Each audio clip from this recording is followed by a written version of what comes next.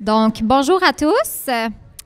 On a la chance aujourd'hui d'accueillir Craig Campbell pour une deuxième présentation. Donc, je vais rapidement le présenter, puis on va le laisser poursuivre avec sa belle présentation par la suite. On va aussi essayer de garder une courte période de questions à la fin, si on a le temps.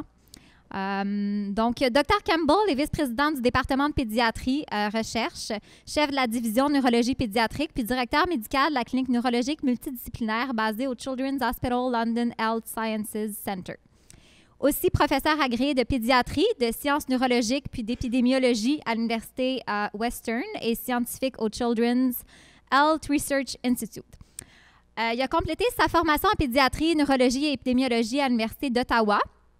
Au nombre de ses activités universitaires, mentionnons des essais cliniques avec des patients atteints de dystrophie musculaire de Duchenne. Le Dr Campbell participe aussi à de nombreuses activités liées à des essais cliniques touchant les maladies neuromusculaires pédiatriques, tant à l'initiative d'universités que de l'industrie pharmaceutique. Il est membre du Muscle Study Group du World Muscle Society et coprésident du groupe de travail et du comité de supervision des registres du réseau TREAT-MND sur les maladies neuromusculaires. Finalement, notons que Dystrophie musculaire Canada lui a aussi décerné 2 fois son prix Georges Carpati au chercheur de l'année 2011 et 2015. C'est à vous. Puis je crois que la présentation va se faire en anglais, mais on aura la chance d'avoir une traduction simultanée en français. Je suis très heureux d'avoir cette possibilité de vous faire une présentation et d'être en mesure aussi de dire quelques mots, de Jeanne plutôt, et de la dystrophie. Désolée du titre qui est dans votre programme parce que ce n'est pas exactement dont je vais traiter aujourd'hui. Je voulais mettre l'accent plutôt sur autre chose. Alors, je vais davantage parler de la dystrophie myotonique congénitale. Si vous voulez partir maintenant, alors vous pouvez sortir. Je vais m'inspirer d'un document qu'on a rédigé il y a quelques années avec le docteur Clancy Nguyen. J'ai eu le plaisir de travailler avec ce professeur comme collègue en médecine neuromusculaire, alors qu'elle a fait partie de ce travail qui a été préparé et c'est pour ça que je mentionne son nom. Cet article met l'accent sur la dystrophie myotrophique de façon générale. Alors, voici mes réserves. Je serai prête à en parler s'il y en a qui veulent m'entretenir du sujet. Aujourd'hui, la dystrophie myotonique, je ne vais pas donner de détails sur la maladie. Je pense que c'est bien connu pour ceux qui sont dans la salle ici. Ça fait partie d'un groupe de troubles dystrophiques multisystémiques. Je vais m'attarder plutôt au DM1 qui est un trouble de la répétition du CTG. Et il y a une autre forme aussi qui s'appelle le DM2 et c'est un gène différent, le 3Q21. Et c'est un trouble de répétition aussi du CTG. C'est pour ça que je vais vous montrer que c'est absolument important de comprendre la pathophysiologie de cette dystrophie. C'est la forme la plus grave ici de la DM1.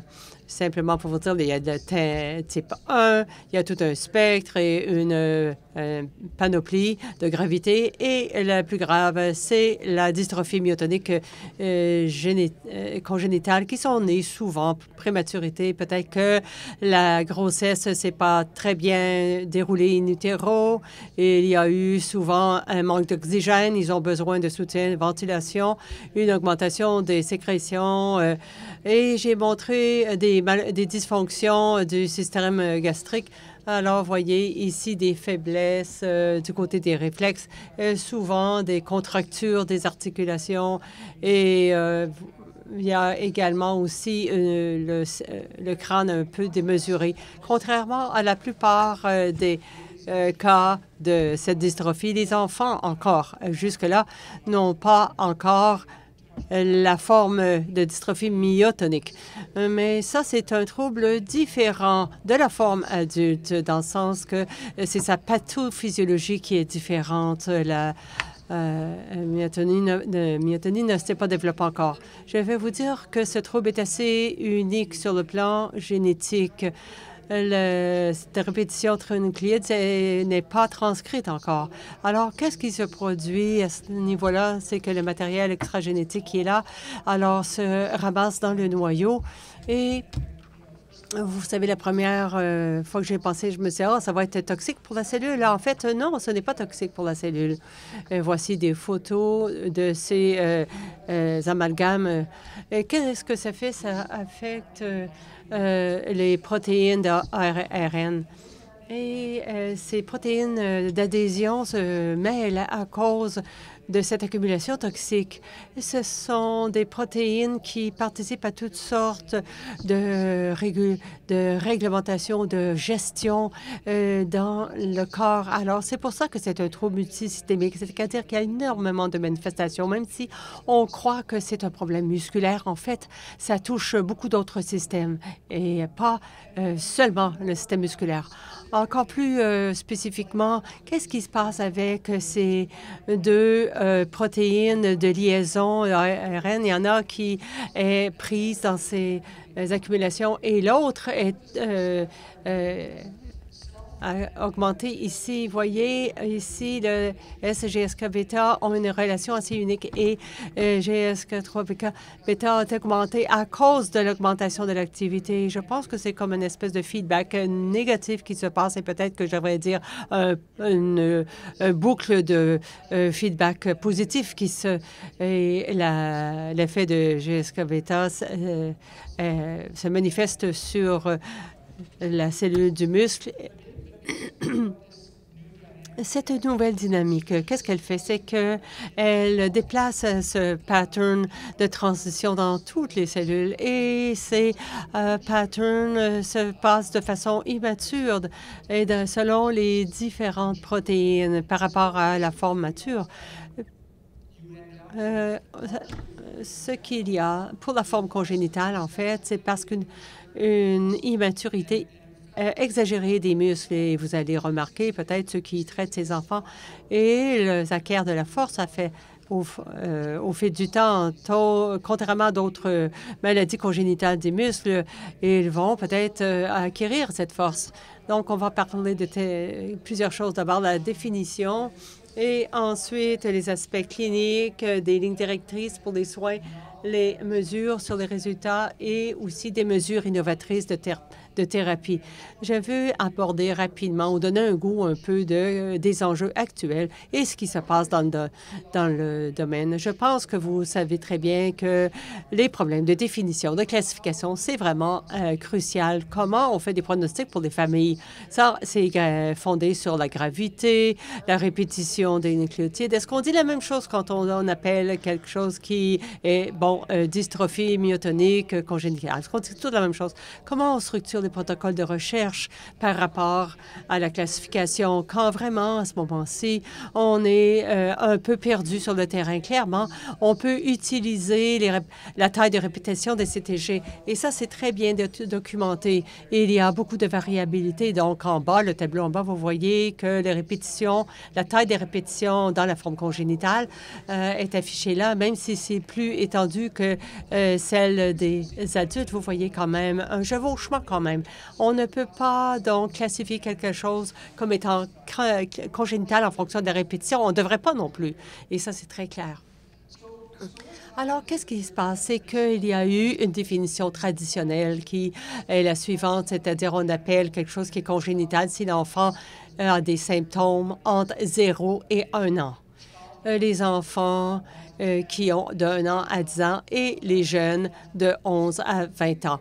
Mais ça, c'est tout à fait arbitraire. Nous n'avons aucune compréhension vraiment claire de ce qui se passe à ces points dans le temps et je pense que c'est un jugement qui a été fait par des gens par le passé. Mais pour nous, c'est problématique parce qu'en fait, les gens qui ont une histoire familiale, des antécédents familiaux et qui s'inquiètent des symptômes de l'enfant très tôt dans la vie par rapport à ceux qui ne s'inquiètent pas. La moitié des enfants, en fait, sont les premiers cas dans la famille. Il y a la moitié des gens qui sont conscients, qui cherchent, qui regardent des signes, qui suspectent des choses, et la moitié qui ne font pas. Alors là, c'est un problème. Deuxièmement, nous avons maintenant des tests génétiques et ça, c'est très aidant. Ça nous permet de définir parce qu'il y a des enfants qui étaient regroupés ensemble avec des maladies musculaires congénitales. Mais là, c'est clair qu'on a une étude qui vient de sortir. S'est penché sur la littérature à certains cas et on a vraiment un amalgame de personnes qui utilisent cette définition par rapport à d'autres définitions. Et même à partir d'une nomenclature, on ne parle pas de quelque chose comme étant congénital avant l'âge d'1 an. Cette définition traditionnelle inquiète même un peu. Au bout du compte, on a proposé ce qui est si vous avez la dystrophie myotonique congénitale, il faut déjà avoir des symptômes en période néonatale et il faut avoir des symptômes et des manifestations qui exigent de l'attention. Voici ce que nous proposons.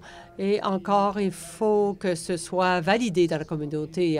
Il faut en discuter, mais ce qu'on utilise, c'est la DM1 congénitale, est quelque chose de très précis pour qu'on donne aux familles une espèce de prognostic avec des critères. On peut se baser sur la littérature et donner une définition assez claire et objective. Et ensuite, on appelle tout le reste, le DM pédiatrique ou chez l'enfant, je ne pense pas quelqu'un de 10 ans devient a une distinction par rapport à quelqu'un de plus jeune. Je pense que personne qui peut insérer ça dans une série de symptômes très clairs. Et les tissus fétaux ne peuvent pas être...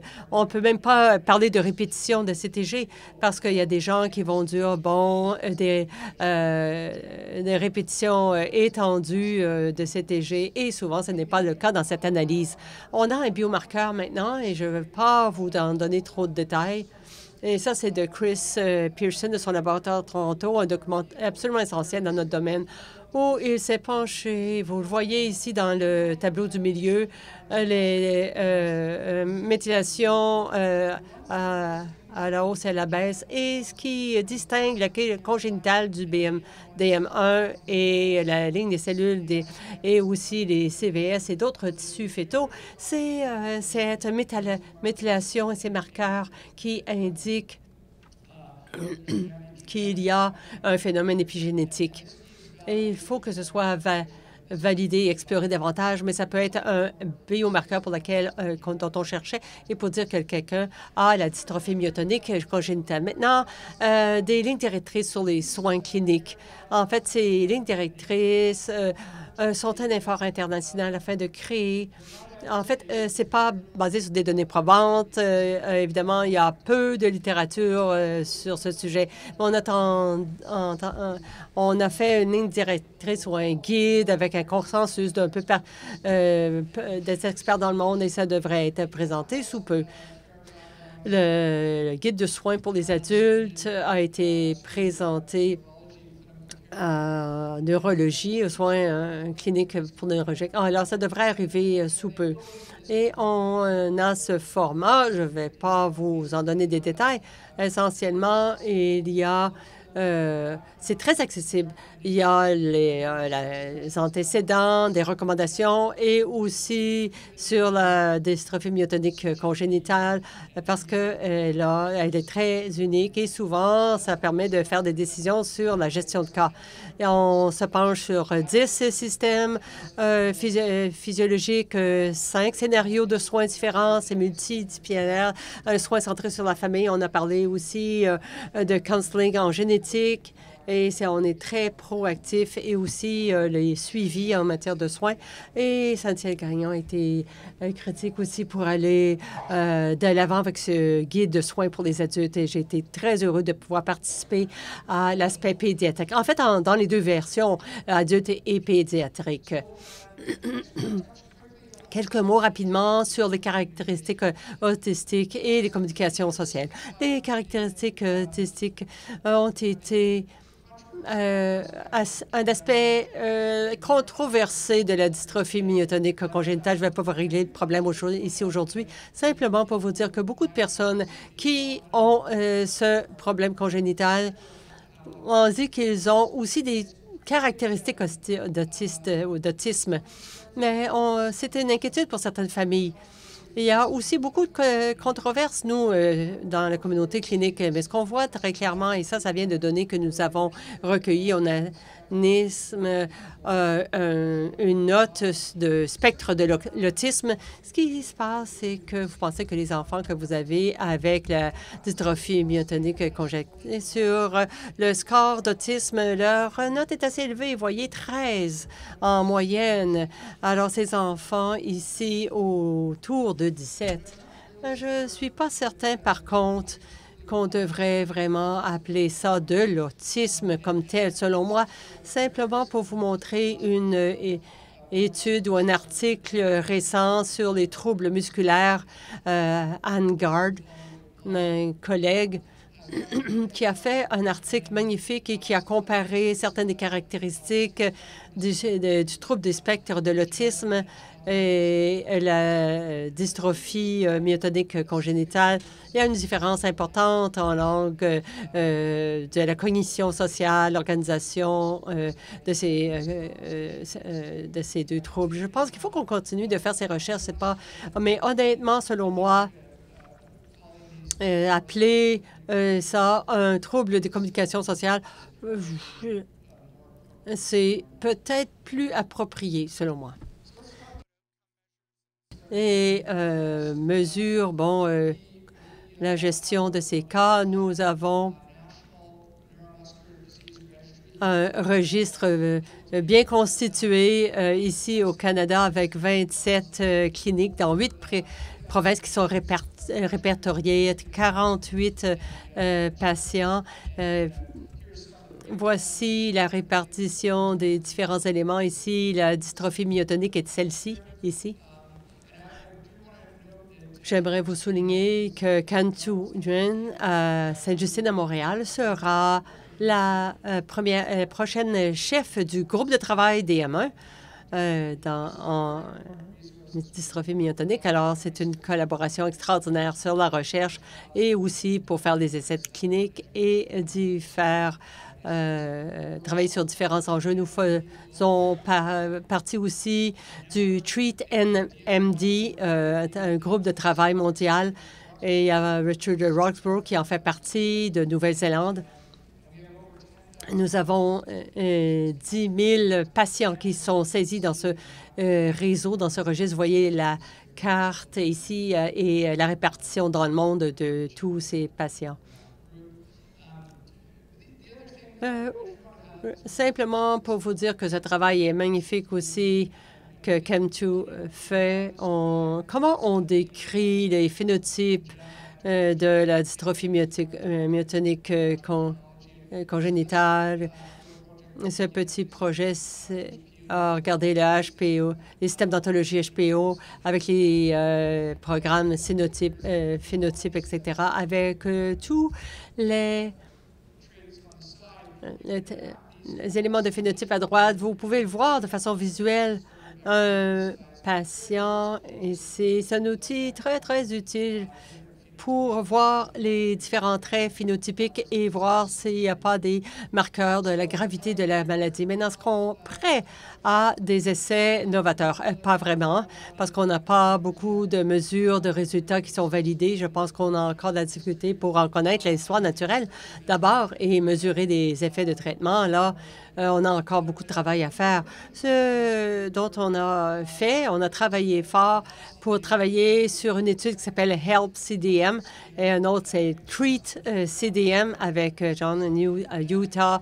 Nous, on avait 50 enfants inscrits dans ce traitement et on a un groupe de contrôle ou un groupe témoin. On essaie de valider les mesures. Je ne passerai pas en revue tous les détails. Nous avons regardé les résultats du patient, sommeil, etc., tous les résultats. Et voici sur le tableau les patients avec CDM et groupes témoins, les différents paramètres de sommeil, la qualité de sommeil, la fatigue. Voyez la différence entre les groupes de témoins et les patients CDM et les tailles des répétitions. Et ça, on essaie d'accumuler les données pour les essais, les utiliser en essais cliniques avec différents biomarqueurs. On cherche l'EXA parce que c'est une maladie qui est muscle et les enfants grandissent. Alors, les scores Z, vous voyez ici, je sais que la variabilité est assez élevée. Vous voyez les fonctions motrices qu'on peut pour voir ici. Et une mesure importante aussi qu'on étudie, c'est la force orale. Vous voyez en haut la différence entre la force orale et les patients avec une dystrophie myotonique et les groupes témoins. C'est une distinction parce qu'il n'y a pas de chevauchement, simplement des nouvelles données toutes fraîches qu'on a présentées la semaine dernière qui montrent les changements dans la force des lèvres sur 12 mois. Ce sont des patients individuels chaque fois et à part quelques-uns qui semblent se détacher. Et ça ne semble pas valide, mais enfin, c'est une bonne mesure de résultats stables. Si on avait un traitement efficace, on pourrait voir qu'est-ce qui se passe plus clairement par opposition à ces données sur le test de la marche de 6 minutes. Les enfants sont un peu partout ici sur le graphique et ce ne serait pas une bonne mesure de résultat pour un essai d'1 an, même si ça sépare très bien les groupes témoins et aussi les groupes de patients. Ce sont les choses sur lesquelles on travaille au fur et à mesure qu'on essaie de bien comprendre les essais cliniques. Mon cinquième point, c'est de reconnaître le fait qu'il y a des voies qu'on peut explorer pour essayer d'améliorer ce processus pathophysiologique en dystrophie myotonique. Il y a un certain nombre de compagnies d'universitaires qui veulent museler ou établir un silence sur la SM1. On n'a pas eu de bonne pénétration de tissu. Donc, ça a été arrêté. On revient à la prochaine génération. Une chose aussi qui est étudiée, c'est l'augmentation de GSK3-bêta parce que GSK3-bêta, il y a des inhibiteurs de cette protéine qui sont disponibles au niveau clinique et qui ont été essayés pour l'autisme et pour certaines formes de démence. Alors, on a examiné cette option. Et on a mis l'accent aussi sur un médicament qui s'appelle tétaglucide, pour lequel il n'y a pas eu ubiquitis, une kinase ubiquitis. Donc, c'est un développement de muscles, du cerveau. Il y a certains points positifs et aussi le travail préclinique. C'est du travail qui a été fait par un Children's Hospital de Cincinnati et ses étudiants aussi. Ils ont montré une amélioration de l'histologie musculaire, la force de préhension et je n'ai pas montré les données, mais il y a aussi des phénotypes de comportement qui sont améliorés et aussi amélioration de la croissance quand la dystrophie myotonique pour les cellules des animaux et on espère le faire quand on va amener ce traitement aux patients. Nous sommes sur le point de commencer un essai clinique avec les tétaglucides. On a un site au Canada et un site aussi à London et d'autres aussi aux États-Unis. Si vous avez des patients qui pourraient être intéressés à ce traitement, on adorerait les recevoir à London. C'est un médicament oral. Il y a juste quelques visites nécessaires. J'espère que j'ai couvert rapidement ou vous donner un aperçu de ce qui est important, les secteurs critiques, controversés. Vous devriez être conscient de ça dans ce moment. C'est un moment vraiment très intéressant et j'adore faire partie de ce travail que je fais avec des collègues de partout dans le monde. J'aimerais remercier l'équipe, comme je l'ai dit auparavant, Mme Nguyen, qui est avec nous et qui vraiment fait partie de l'équipe. Merci beaucoup.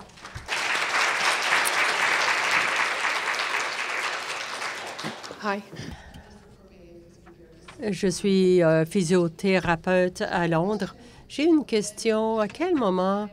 Moi, j'ai suivi un enfant jusqu'à l'âge de 4 ans et quand il commence à avoir la myotonie, c'est-à-dire que quand le tonus musculaire augmente, dans nos études à long terme, on essaie de voir à quel moment les enfants passent de l'augmentation ou de l'amélioration du tonus et de la force musculaire. Je n'ai pas présenté toutes les données, mais c'est très clair que les choses s'améliorent au fil du temps pour ces enfants.